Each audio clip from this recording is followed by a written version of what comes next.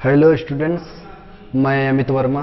पिछले वीडियो में हमने संबंध तथा फलन में द्विआधारी संबंध पढ़ा था और उसके प्रकार पढ़ लिए थे। स्वतुल्य संबंध, सममित संबंध, संक्रमक संबंध और तुल्यता संबंध। तो उसमें एक चीज मिस हो गई थी, देखिए उसमें एक और संबंध था, तत्समक संबंध।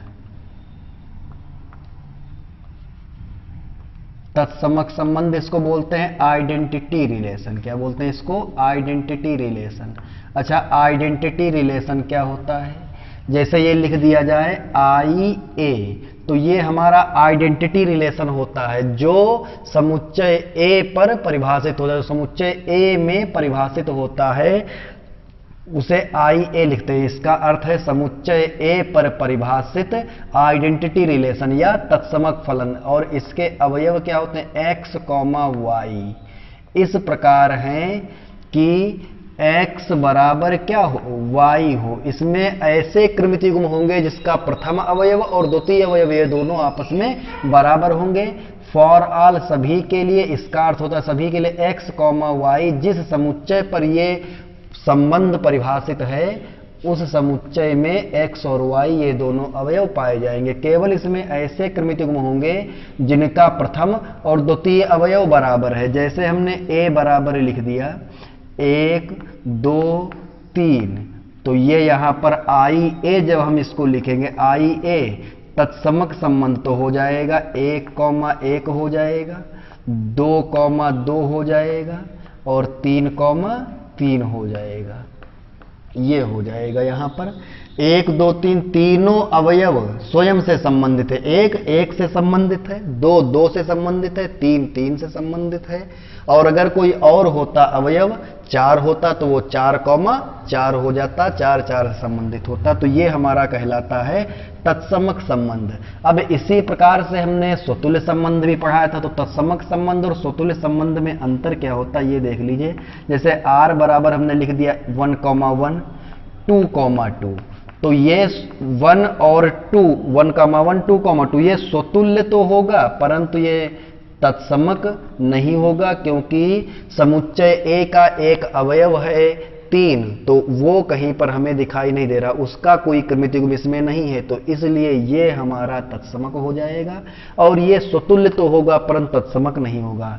ऐसा हर फलन जो तत्समक होता है वो स्वतुल्य होता है, परंतु कोई भी संबंध हो यदि वो स्वतुल्य है तो ये कोई जरूरी नहीं है, आवश्यक नहीं है कि वो तत्समक ही होगा। अब इसके बाद हम आते हैं कुछ क्वेश्चन पर। तुल्यता संबंध के बारे में हमने पढ़ा दिया था कि तुल्यता संबंध क्या होता है।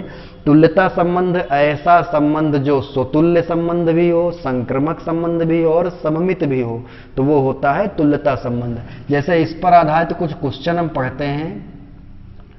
क्वेश्चन नंबर 1 जैसे लिखा हुआ धन पूर्णांकों में, क्या दिया गया? धन पूर्णांकों में, धन पूर्णांकों में समानता का संबंध। धन पूर्णांकों में समानता मतलब इक्वलिटी। ये जो संबंध है हमारा इक्वलिटी, समानता का संबंध, ये क्या है? तुल्यता संबंध है। हमें ये सिद्ध करना है कि ये तुल्यता संबंध है, अर्थात ये सममित भी है, संक्रमक भी है और स्वतुल्य भी है। और किन पूर्णांकों में? धन पूर्णांकों, यहां पर कर लिए धन पूर्णांकों के समुच्चय में। धन पूर्णांकों के समुच्चय में समानता का संबंध तुल्यता संबंध है। जिसको हल कैसे करेंगे? सबसे पहले हम धन पूर्णांकों के समुच्चय को लिख लेते हैं। तो लिखेंगे धन पूर्णांकों का समुच्चय क्या होता है? धन पूर्णांकों का समुच्चय, धन पूर्णांकों के समुच्चय, धन पूर्णांकों का समुच्चय i प्लस लिखते हैं या हम n लिखते हैं। n में परिभाषित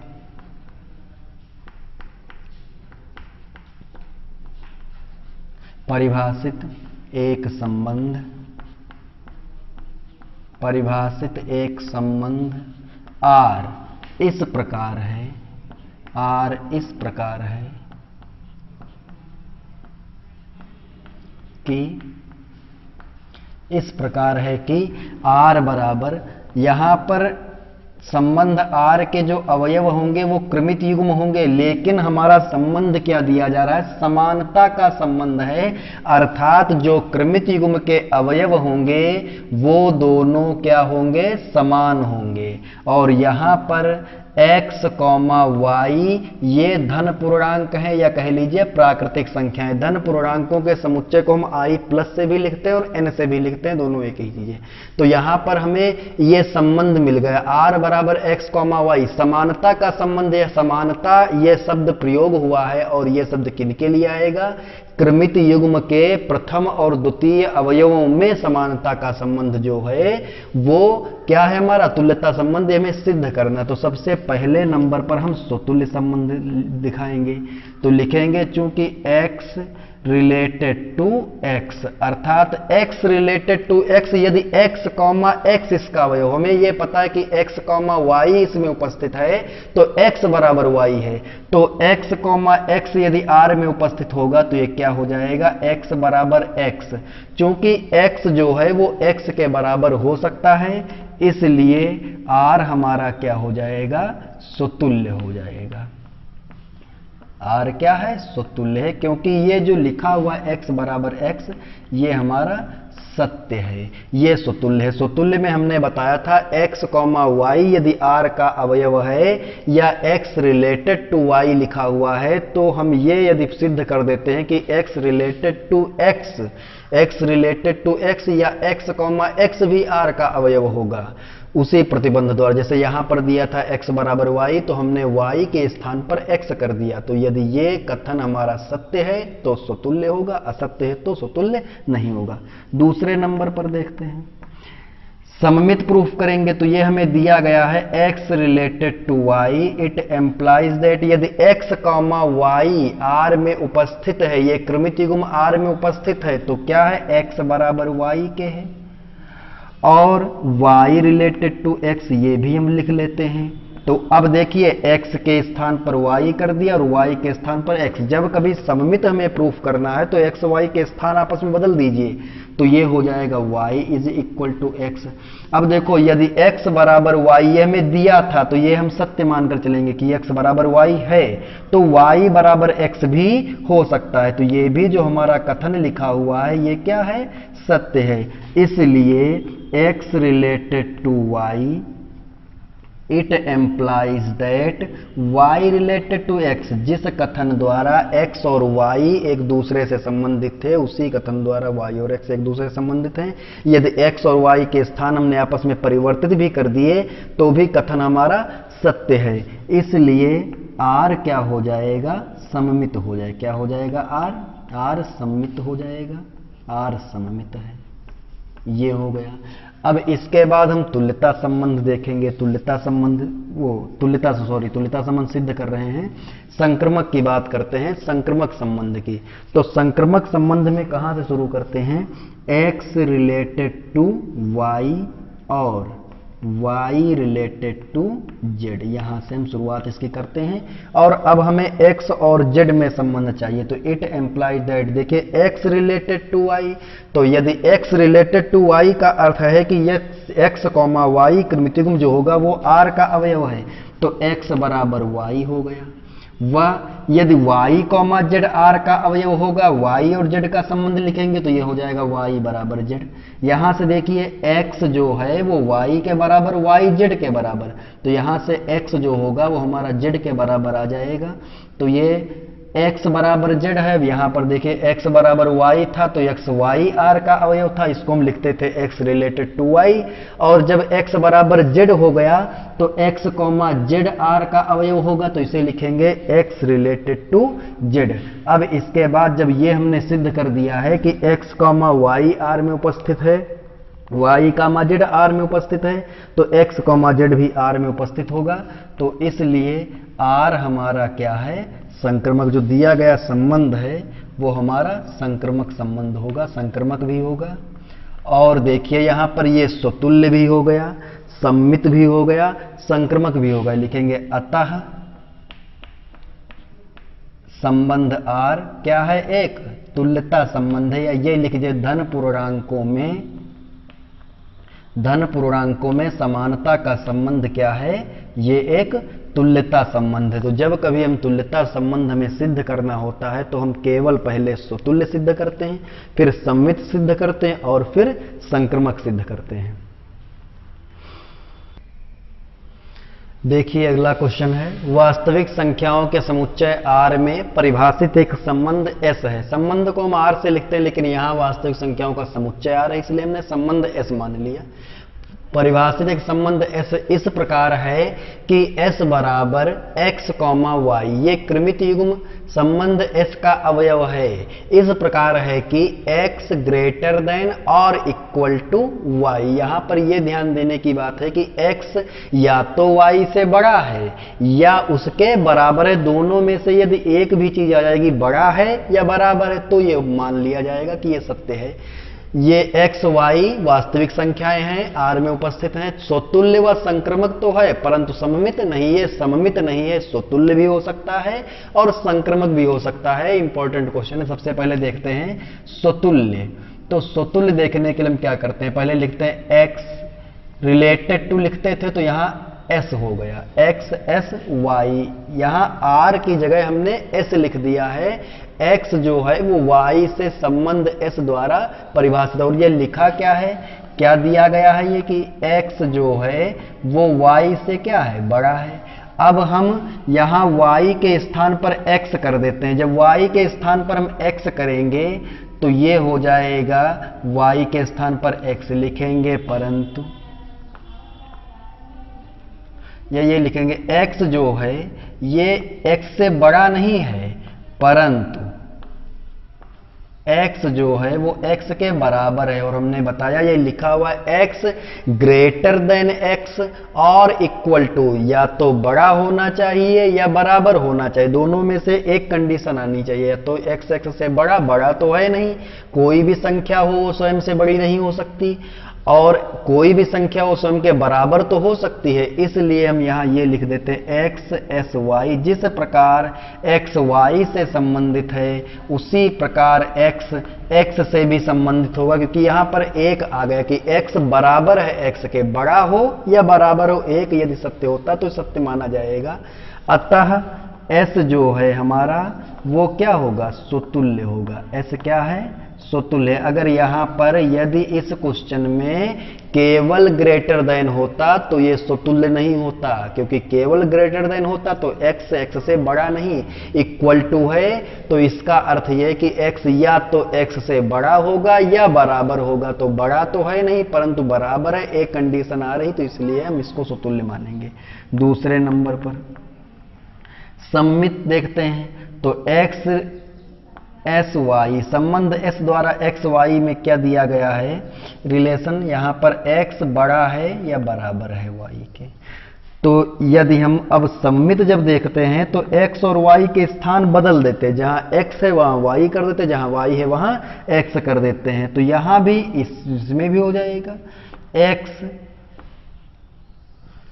x greater than equal to y greater than equal to x हो जाएगा। अब यहां पर देखिए यदि ये असमीका हमने लिखी है x ग्रेटर देन और इक्वल टू y, तो इसका अर्थ ये होगा कि ये हमारा कभी सत्य नहीं हो सकता।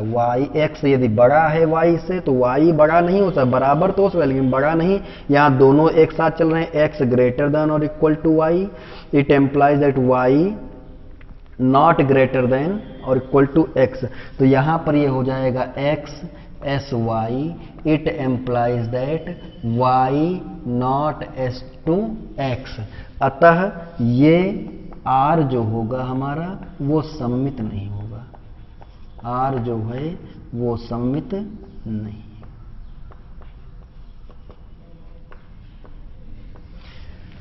अब स्वतुल्य है, सममित नहीं है। अब संक्रमक की बात हम करते हैं। तीसरे नंबर पर हमें संक्रमक सिद्ध करना है या नहीं है। तो संक्रमक में लिखते हैं x related x S y, जो संबंध s है और जहां जहां r है वहां s रख देंगे, y s z हो जाएगा। इट एम्प्लाइज एट। अब देखिए x y से किस प्रकार संबंधित है कि x y से बड़ा है या बराबर है, तो यहां पर लिख देंगे x greater than equal to y, और y एस जेड क्या हो जाएगा, y greater than equal to Z हो जाएगा। दोनों को मिला देंगे तो ये x जो होगा वो y से बड़ा है या बराबर है, y जो होगा वो z से बड़ा या बराबर, तो x z से बड़ा होगा। यहाँ पर इक्वल टू नहीं लगेगा क्योंकि x और y के मान एक दूसरे के सन्निकट हैं, y और z के मान एक दूसरे के निकट, लेकिन x और z के मान एक दूसरे के निकट नहीं होंगे, इसलिए यहाँ पर ग्रेटर देन लगेगा, x ग्रेटर देन z। तो it implies that x S Z हो जाएगा। तो x y संबंध s में उपस्थित है, y z संबंध s में उपस्थित, हमने ये सिद्ध कर लिया कि x z भी संबंध s में उपस्थित है, इसका अवयव है। इसलिए जो s होगा हमारा वो संक्रमक है, वो संक्रमक है, संक्रमक भी है, स्वतुल्य भी है, परंतु सम्मित नहीं। यहां पर r की जगह s होगा क्योंकि संबंध जो है वो हमारा s दिया जा रहा है। तो यह सिद्ध कर लिया हमने कि जो यह संबंध s है वास्तविक संख्याओं के समुच्चय में, यह स्वतुल्य व संक्रमक तो है परंतु सम्मित नहीं है। देखिए अगला क्वेश्चन है कि सिद्ध कीजिए कि पूर्णांकों के समुच्चय z में परिभाषित संबंध r बराबर x, y इस प्रकार है कि x माइनस वाई 3 से विभाज्य है। ये एक तुल्यता संबंध है। यहाँ x और y ये दोनों पूर्णांक होंगे। यदि यहाँ पर कोई अन्य अवयव हम मानेंगे z तो वो भी क्या होगा, पूर्णांक होगा। हमें तुल्यता संबंध सिद्ध करना है, तो ये सभी को पता होना चाहिए कि तुल्यता संबंध वह संबंध होता है कि जो स्वतुल्य भी हो, ऐसे द्विआधारी संबंध जो स्वतुल्य भी हो, सममित भी हो और संक्रमक भी हो, उन्हें क्या कहते हैं, तुल्यता संबंध भी कहते हैं। तो यहां पर सबसे पहले स्वतुल्य संबंध सिद्ध करेंगे पहले नंबर पर। देखिए स्वतुल्य संबंध सिद्ध करने के लिए हम सबसे पहले लिख लेते हैं x related x R y। इसका अर्थ ये है कि x, y संबंध r का अवयव है, क्रमिक में x, y संबंध r का अवयव है। यह प्रदर्शित करता है या ये इंगित करता है, इसको पढ़ते हैं, इट एम्प्लाइज दैट कि x माइनस वाई जो है हमारा वो 3 से क्या है, विभाज्य है। इस कथन द्वारा दिया जा रहा है कि x, y यदि r में उपस्थित है तो x माइनस वाई 3 से विभाज्य है, ये दिया जा रहा है। तो हम y के स्थान पर क्या कर देते हैं, x कर देते हैं। जो हमने लिखा है x रिलेटेड टू x, तो इसका अर्थ ये हम मानकर चलेंगे कि क्रमित युग्म x, x r में उपस्थित है, तो जहां y है वहां हमने x कर दिया, तो x माइनस x, इसको हल करेंगे बराबर 0 आएगा, और 0 भी 3 से विभाज्य है। 0 जो होता है वो सभी संख्याओं से विभाज्य माना जाता है, 0 भी 3 से क्या है, विभाज्य है। देखिए यहाँ पर जब हमने y के प्लेस पे x किया तो x माइनस x क्या आ गया, 0, 3 से विभाज्य माना जाएगा। इसलिए इसको लिखेंगे x related to y, it implies that x related to x। इसलिए जो संबंध r है हमारा वो स्वतुल्य संबंध हो जाएगा। वो क्या हो जाएगा, स्वतुल्य है या स्वतुल्य संबंध। ये हो गया, पहले नंबर पर हमने स्वतुल्य देख लिया। अब इसके बाद दूसरे नंबर पर हम क्या देखते हैं, सममित संबंध देखते हैं। सममित संबंध में क्या होता था, x और y के स्थान आपस में बदलते थे। सबसे पहले लिख लीजिए x रिलेटेड टू y। इसका अर्थ समझ लीजिए, ये x r y जो लिखा हुआ है इसका अर्थ ये है कि x, y संबंध r का अवयव है।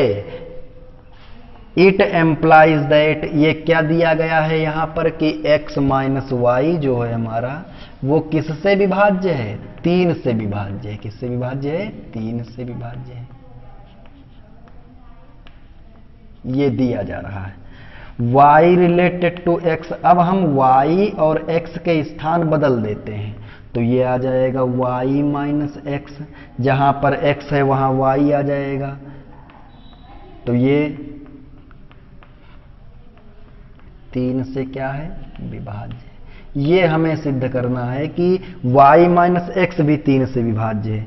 तो देखते हैं, यहां पर लिखते हैं x related to y, it implies that x minus y 3 से विभाज्य। शुरुआत यहीं से करते हैं, हमें प्रूफ करना है कि y रिलेटेड टू x है, अर्थात y माइनस एक्स 3 से विभाज्य है। तो इसमें हम माइनस कॉमन ले लेते हैं, माइनस कॉमन लेंगे तो y माइनस का था प्लस का हो जाएगा और x माइनस का हो जाएगा, तो ये भी 3 से विभाज्य है।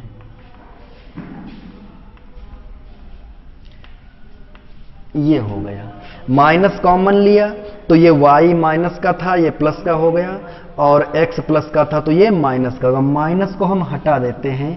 यदि -3 संख्या -6 ले लेते हैं, -6 3 से विभाज्य होगी तो 6 भी 3 से विभाज्य मानी जाएगी या होगी। तो यहां पर माइनस विभाज्यता पर माइनस चिन्ह का प्रभाव नहीं पड़ता है, क्योंकि शेषफल से मतलब होता है शेषफल 0 आएगा, चाहे हम 3 से -6 को विभाजित करें या 6 को विभाजित करें। तो माइनस हटा देंगे तो ये आ जाएगा y माइनस एक्स, ये भी 3 से क्या है विभाज्य है। देखिए, और ये क्या था, y माइनस एक्स 3 से विभाज्य था, तो इसका अर्थ हमारा ये हुआ कि y रिलेटेड टू x, ये हमने इसको लिखा था। x रिलेटेड टू y से हमने क्या प्रूव कर लिया, y रिलेटेड टू x, इसलिए r क्या होगा, सममित है, r सममित है। अब इसके बाद हम संक्रमक पर आते हैं, नंबर 3 पर।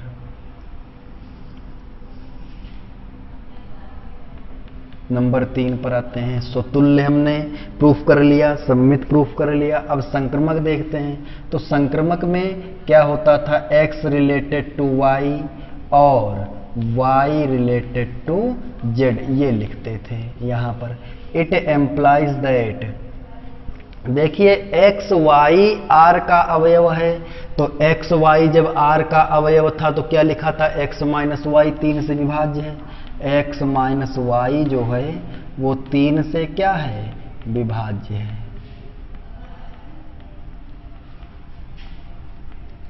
और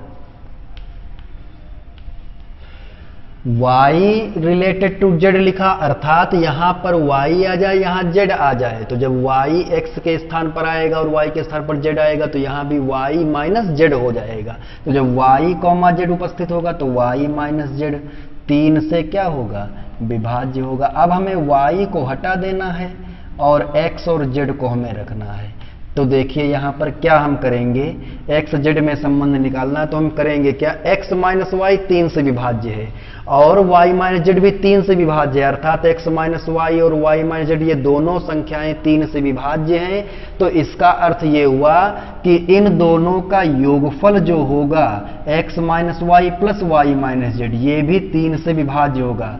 2 या 2 से अधिक संख्याएं किसी एक संख्या से पूर्णतया विभाज्य होती हैं, तो इसका अर्थ ये है कि उनके योगफल भी 3 से या उसी संख्या से विभाज्य माने जाएंगे। जैसे 15 और 21, ये दोनों संख्या 3 से विभाज्य हैं। 15 21 को जोड़ेंगे 36 आएगा, वो भी 3 से विभाज्य है। ठीक उसी तरह से x minus y y minus z 3 से पूर्णतः विभाज्य है, तो इसलिए इन दोनों के योगफल भी 3 से विभाज्य होंगे। y से y कट जाएगा, आएगा x माइनस z क्या है, 3 से विभाज्य है। और जब ये 3 से विभाज्य हैं तो इसका अर्थ ये हुआ कि x रिलेटेड टू z हो गया, इसलिए r हमारा क्या हो जाएगा, संक्रमक हो जाएगा। क्या हो जाएगा, संक्रमक हो जाएगा। अब देखिए r स्वतुल्य संबंध भी है, सममित भी है और संक्रमक भी है। अतः संबंध r क्या है, तुल्यता संबंध है। यह लिख देंगे पूर्णांकों के समुच्चय z में संबंध r तुल्यता संबंध है। क्या है संबंध r, तुल्यता संबंध। इस तरह से तुल्यता संबंध हम प्रूफ करते हैं। ये जो क्वेश्चन था वो विभाज्यता का क्वेश्चन है, और इसी तरह से 3 की जगह 5 भी हो सकता है, 2 भी हो सकता है, 11 भी हो सकता है, 12 भी, कुछ भी हो सकता है यहाँ पर। तो इसको इसी प्रकार सिद्ध कर लेंगे। संख्या बदलती रहेगी, क्वेश्चन बदलते रहेंगे। कभी कभी ये कह देता है कि x माइनस वाई एक सम संख्या है, तो वो भी ऐसे ही लगेगा। यदि x माइनस वाई सम संख्या है अर्थात x माइनस वाई 2 से विभाज्य है पूर्णतया।